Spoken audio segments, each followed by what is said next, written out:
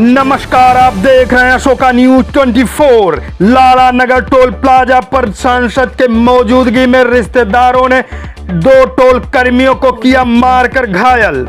आपको बता दें, गोपीगंज कोतवाली क्षेत्र राष्ट्रीय राजमार्ग स्थित लाला नगर टोल प्लाजा पर उस समय अफरा तफरी मच गई जब सांसद के वाहनों के गुजरने के बाद उनके रिश्तेदारों ने टोल कर्मियों को मारना पीटना शुरू कर दिया। मामले में पीड़ित toll incharge Lallan Pandey TC Pankaj Kumar Sharma ने गोपीगंज कोतवाली में मामले का प्रार्थना पत्र देकर कार्रवाई की गुहार लगाई है।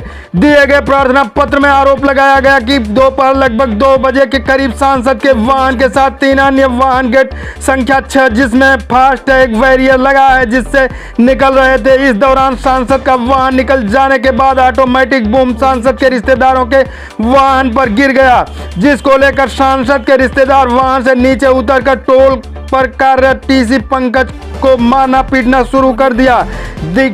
जिसे देख लल्लन पांडे पहुंचे और बीच बचाव करने का प्रयास किया और रिश्तेदारों को समझाया कि ऑटोमेटिक बूम है, जानबूझकर नहीं गिराया गया है, लेकिन रिश्तेदार एक भी न सुने। आरोप है कि दोनों की जमकर पिटाई की गई। आरोप है कि जिस दौरान यह घटना चल रही थी, सांसद महोदय टोल बूथ पर अपने वाहन में बैठकर तमाशा देखते रहे और उतरकर मामले को सुलझाने का प्रयास भी नहीं किए। आरोप है कि चलते चलते रिश्तेदारों ने कर्मियों को ब्राह्मण होने और गोली मार देने की धमकी दी। पुलिस तहरीर के आधार पर आवश्यक कार्रवाई कर रही है। आज आपके साथ क्या घटना घटी है, इसके बारे में बताएं।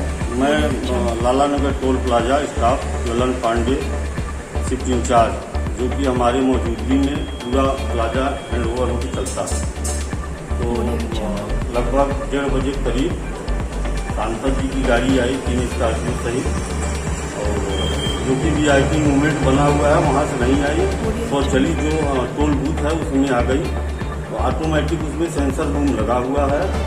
एक गाड़ी निकलने के बाद पुनः बूम गिर जाता है, जिसकी वजह से बूम गिरा, लेकिन एक गाड़ी के साथ दूसरी गाड़ी जो स्कॉर्पियो की थी निकल रही थी, और बूम गिरने के कारण जो गाड़ी का नुकसान हुआ हो, उसके बाद उनके साथ जो भी थे सब लोग निकल कर सीधा TC को गाली गलौज बंदूक डंडे के साथ निकल के गाली गलौज मारना पीटना चालू किए।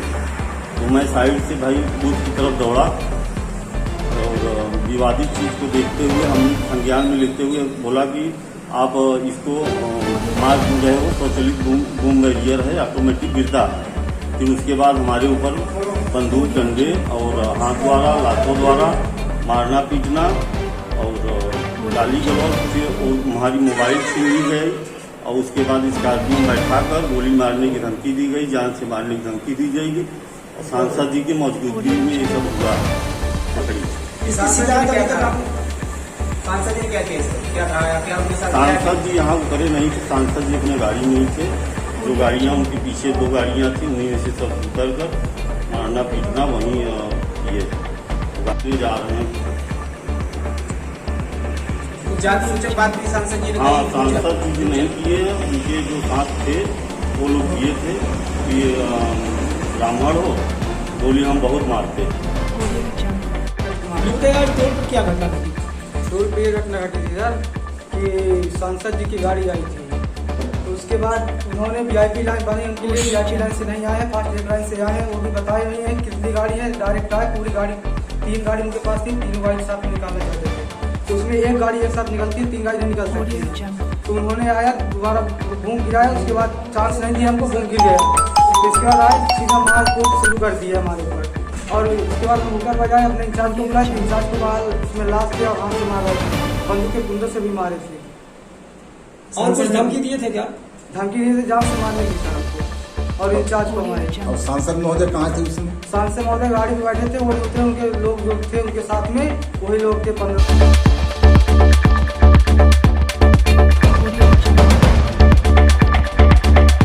शांति समिति की बैठक में पर्व को लेकर चला मंथन। वाटर प्रूफ पंडाल बनाने, वायरिंग में बरतें सावधानी, मूर्ति की सुरक्षा के लिए पूजन समिति उपस्थित सुनिश्चित करे। गोपीगंज कोतवाली परिसर में उप जिलाधिकारी योगेंद्र साहू, पुलिस क्षेत्राधिकारी भुवनेश्वर पांडे की अध्यक्षता में शांति समिति की बैठक आयोजित की गई, जिसमें आगामी पर्व नवरात्र, दुर्गा पूजा, विजयदशमी एवं मूर्ति विसर्जन को लेकर मंथन किया गया।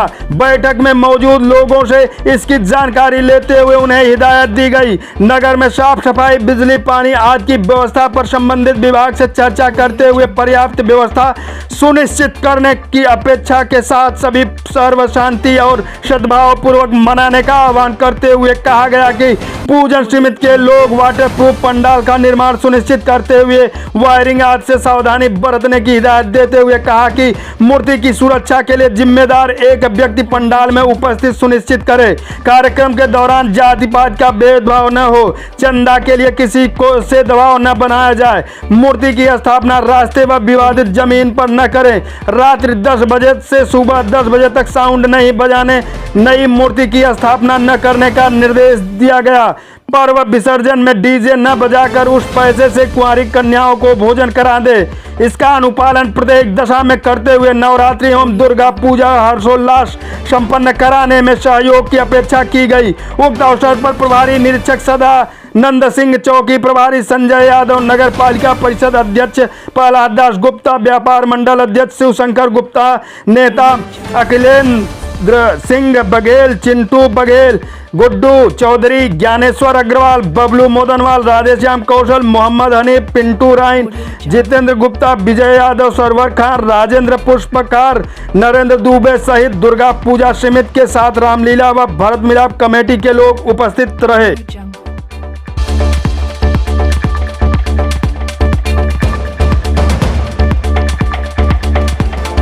शाहिदान करबला की याद में निकाला गया चेहल्लुम का जुलूस, या हुसैन की सदाएं बुलंद करते हुए पहुंचे करबला। गोपीगंज नगर में शाहिदान करबला की याद में मंगलवार को चेहल्लुम का जुलूस निकाला गया। राजमार्ग स्थित इमामबाड़ा मरियम बीबी के से ताबूत के साथ निकाले गए जुलूस में शामिल विभिन्न अंजुमन के लोग यहाँ हुसैन की सदाएं बुलंद करते हुए गिराई स्थित करबला पहुंचे, जहां एहतराम पूर्वक ताबूत पर चढ़ाए गए माला फूल को सुपुर्द खाक कर दिया गया। इसके पूर्व जुलूस में शिरकत करने पहुंची अंजुमन मासूमिया जौनपुर, अंजुमन अंसारी हुसैनी रसूलपुरा वाराणसी, अंजुमन वाराणसी इमामबाड़ा के लोगों ने दर्द भरे नौहा ख्वानी पेश किया और सीना जनी व जंजीर का मातम किया। इमामबाड़ा मरियम बीबी पर जलसे को खिताब करते हुए उलमाए कराम ने करबला के शहीदों की मर्तबा बयां किया। सायंकाल शहीदे ताबूत इमाम हुसैन व अलम की ज़ियारत के साथ जुलूस निकाला गया। जुलूस का संचालन सैयद अहमद हसन ने किया। इस मौके पर शाबिउल हसन, मोहम्मद जामीन, मोहम्मद अब्बास, मोहम्मद जाया, हैदर सादाब जाफरी, दानिश जाफरी, बज़मी जैदी रहे आदि लोग।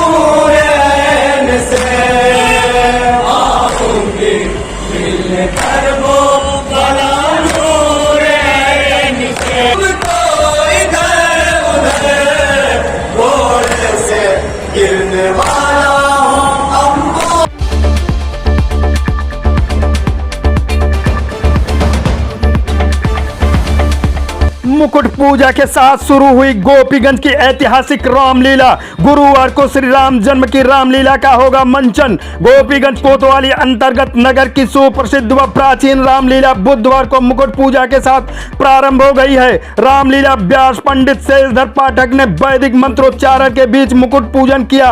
रामलीला मैदान व नगर के विभिन्न स्थानों पर घूमकर होने वाली रामलीला महाराजा काशी नरेश द्वारा रामनगर किला में संचालित रामलीला के प्रतिरूप आयोजित होती है। गोपीगंज रामलीला समिति बघेल परिवार द्वारा आयोजित रामलीला में स्थानीय लोग ही सजीव मंचन करते हैं। मेला व्यवस्थापक अखिलेंद्र सिंह बघेल चिंटू ने रामलीला मैदान व अन्य कार्यक्रम स्थल की नगर पालिका परिषद से साफ सफाई व पुलिस प्रशासन से सुरक्षा व्यवस्था सुनिश्चित करने की मांग की। बताया कि गुरुवार को श्री राम जन्म की लीला होगी। विजयदशमी 5 अक्टूबर को होगा।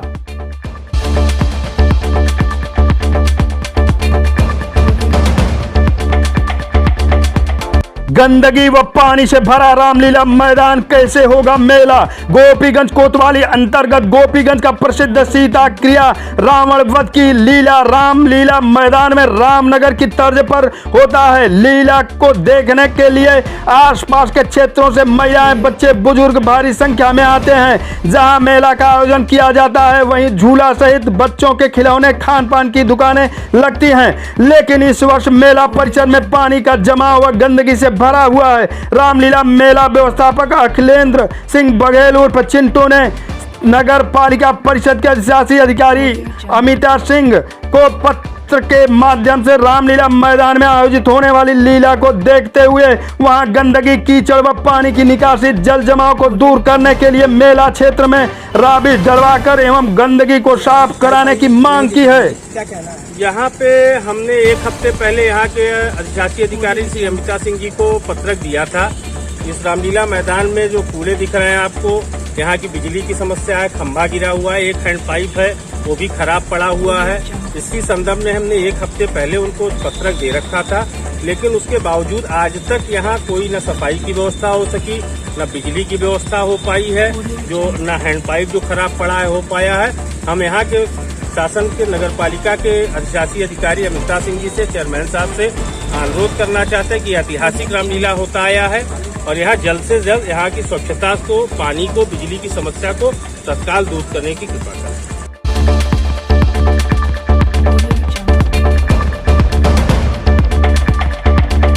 जनपद भदोही मंडली समीक्षा बैठक में भदोही नवागत जिलाधिकारी गौरांग राठी ने जनपद के विभिन्न विकास कार्यों के विभिन्न आयामों पर दिया बल। बैठक में डीएम ने मंडलायुक्त योगेश्वर राम मिश्रा को जनपद वासियों के समग्र विकास के प्रति अपनी प्रतिबद्धता जताई।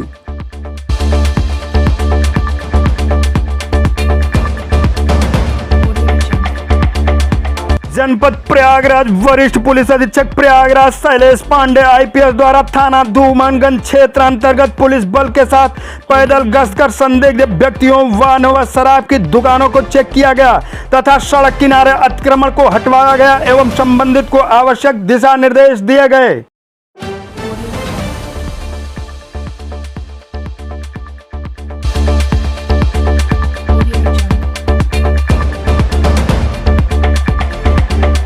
जनपद प्रयागराज थाना अतरसुइया व एसओजी की संयुक्त टीम द्वारा शातिर चोरों के गैंग का भंडाफोड़, 4 अभियुक्त किए गए गिरफ्तार। कब्जे से चोरी के आभूषण, चोरी के किए गए 70,000 रुपए नगद व अन्य सामान किए गए बरामद, जिसके संबंध में पुलिस अधीक्षक शहर द्वारा दिया गया बयान। लोग पकड़े गए, क्या बरामद हुआ है? थाना अतरसुइया में 7 और 8 की रात्रि में एक चोरी की घटना हुई थी, जिसका खुलासा आज हुआ है। इसमें 4 लोग पकड़े गए हैं, जिनमें 2 चोर हैं और 2 सुनार हैं, जिनके यहाँ पर ये रेगुलरली बेचते रहे हैं। और जो चोर पकड़े गए हैं उनका नाम बबलू नसीर है, दूसरे का नाम अनीस है, ये जीजा साला है, इनका नंबर थोड़ा आपराधिक इतिहास रहा है। जो बबलू है उसके ऊपर पहले प्रयागराज में 26 मुकदमे दर्ज है और जो अनीस है उसके ऊपर पहले प्रयागराज में 16 मुकदमे दर्ज है, विभिन्न थानों में ये मुकदमे दर्ज है। और इसके अलावा जो बरामद की है उसमें 80% गहने बरामद हो चुके हैं, लगभग 300 ग्राम के लिए बरामद की है और 1084 ग्राम जो वाइट धातु सिल्वर है वो बरामद किया है।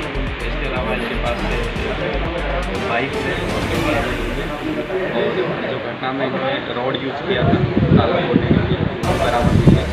इसके अलावा कैश में 70,000 इनके पास से मिला है जो घर से चोरी हुआ।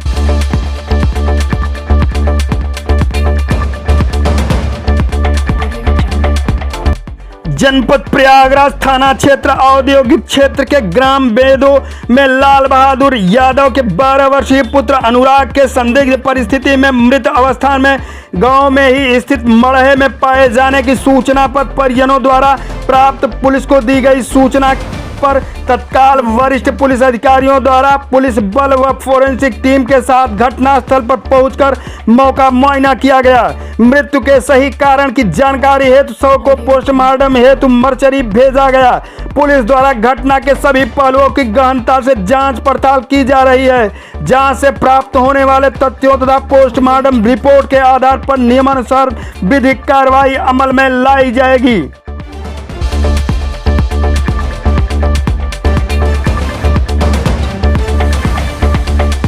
जनपद जौनपुर कलेक्ट्रेट सभागार में किसान दिवस का आयोजन किया गया। इस दौरान किसानों की समस्याओं को सुनते हुए संबंधित अधिकारी को 1 सप्ताह के भीतर निस्तारण कर आख्या प्रस्तुत करने के निर्देश दिए गए।